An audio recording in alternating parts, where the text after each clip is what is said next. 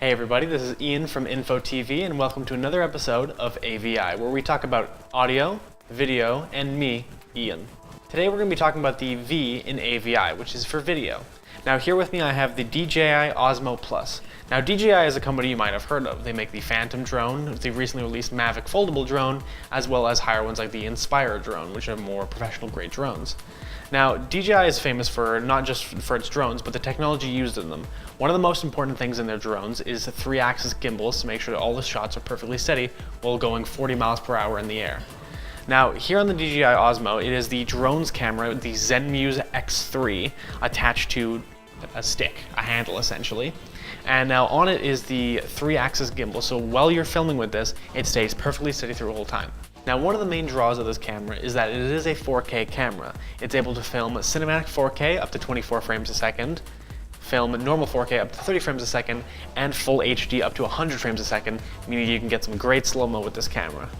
Now, I like to call this camera the vlogger's camera, because one of the easiest draws of it is that you can just pick up and go. As long as you have a phone to use as a viewfinder on the side with the DJI app, you can bring it anywhere you want, set it up, have perfectly stable cinematic looking shots.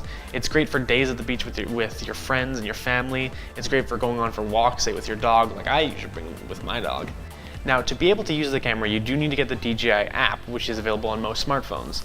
The DJI app controls all the settings for the camera itself, as well as lets you control and move the head of the camera wirelessly. You can put it up and set it somewhere. We'll continue to control it for things like its panoramic mode, its time-lapse mode, or for just when you're trying to take a family picture. Now, what makes this great as a secondary camera is the fact that it has a lot of accessories to choose from. The first one I have here is the extension arm and the hot shoe bracket here that it adds onto the camera to be able to put on mics, lights, or any other accessories that take a hot shoe mount. Now here attached to the bottom you see the tripod and the extension stick. Now the extension stick is obviously just an extension stick. You'll see that it's modeled very much after a selfie stick and just lifts the camera up. But you can, because of the fact that it is a gimbaled camera, you can use it for some great crane shots and lock focus onto a single position while moving around with the stick, making it look like you have a crane or a dolly. Now the tripod underneath attaches to the bottom of the stick and helps you set up for any time lapses you want to do or any long exposures.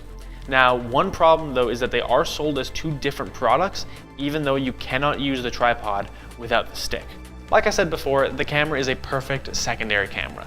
It's not as good as a primary camera due to a few certain things.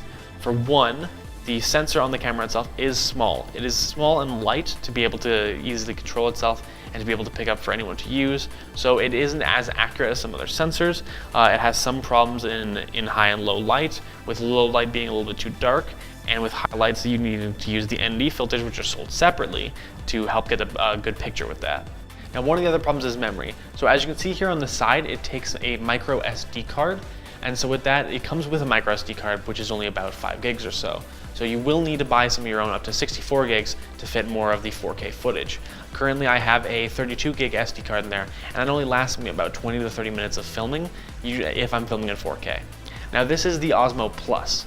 So it is the upgraded version of the original Osmo. It improved on a few features, like the stabilizer on it is a lot stronger. The original one slightly drifted sometimes if you're filming long shots, which caused a lot of problems for especially panoramics and long exposures. Now, buying just the Osmo Plus by itself will run you about $800 to $900, not including accessories.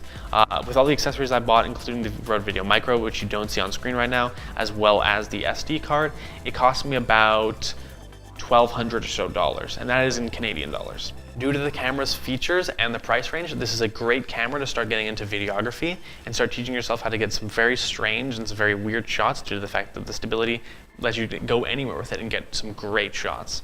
I would recommend this product to both consumers who want to have a fun camera for the family to be able to pick up and use at any time, as well as professional videographers who just want a nice B camera that they can rely on. If you've enjoyed the video, please leave a like down below. If you have any questions, put it in the comment section and we'll do our best to try to answer them about the product, or if you have any suggestions for any future products that we could review. This has been Ian with INFOTV, signing off.